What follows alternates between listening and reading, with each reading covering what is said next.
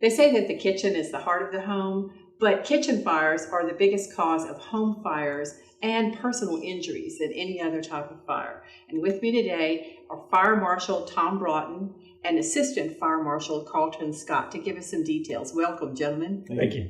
All right, we're here in the kitchen of Fire Station number 3 on Park Avenue to give us some tips. And let's start off by talking about unattended cooking. Sure. Obviously, if you do any cooking in your home, you want to be there in the kitchen with it. But there are reasons, circumstances that come up that you have to leave.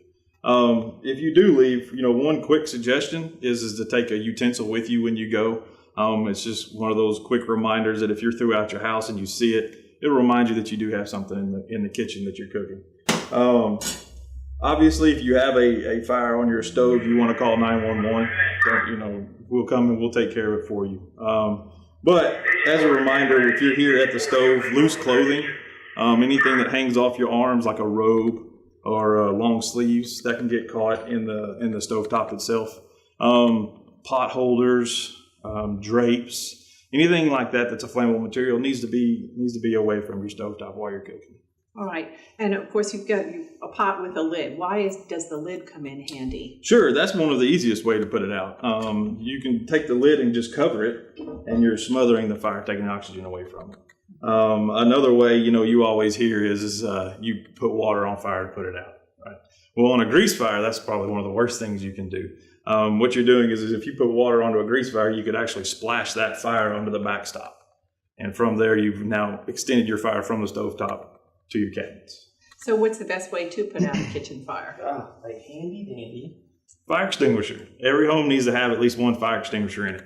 ABC classification puts out any type of fires that you have in your house, and we require, well, we don't require, but we would love for you to have one.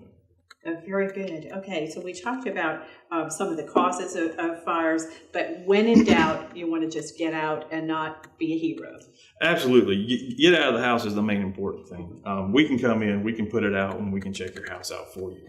Okay. Why does the type of home construction come into play with a house fire that starts in the kitchen? That's something that a lot of people don't realize. Homes built pre-1990, let's say, the flue from the stovetop goes into the attic space and then terminates. Houses built after 1990, the flue goes through the roof to help push that fire out of your house.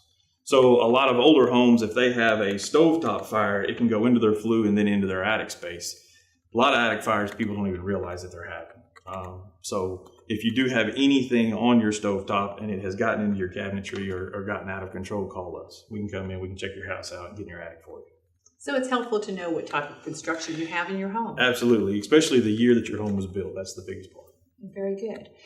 Now, Carlton, we're going to turn to the subject of smoke detectors. Okay. There's probably no other item that you promote more than having a smoke detector in the home. And why is that? A working smoke detector saves lives. I mean, that's just the bottom line. You should have a smoke detector. Of course, you don't want it in your kitchen. If you're like me, you'll burn things in there, so you don't want it there.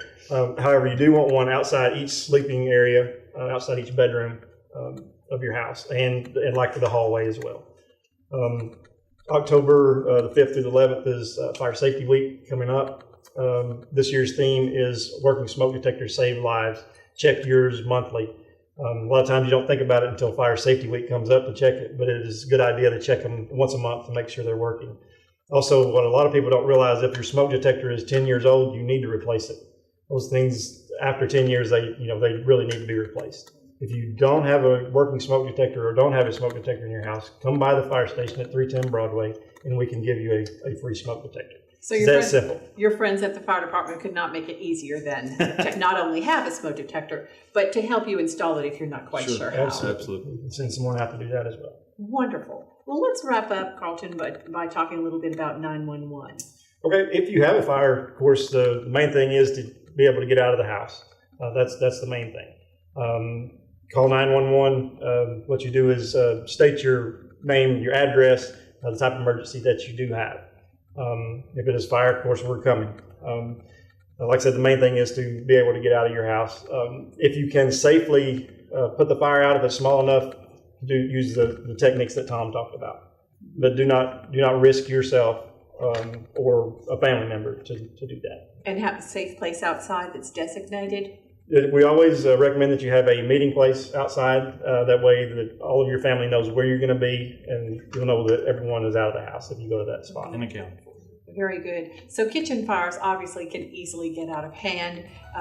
Today you've heard some very helpful tips to get them under control, but when in doubt, call the fire department, call 911, and don't try to be a hero, but just stay safe. Yes, ma'am. Thank you, gentlemen, today for providing some very helpful information, and next week we'll bring you more city news.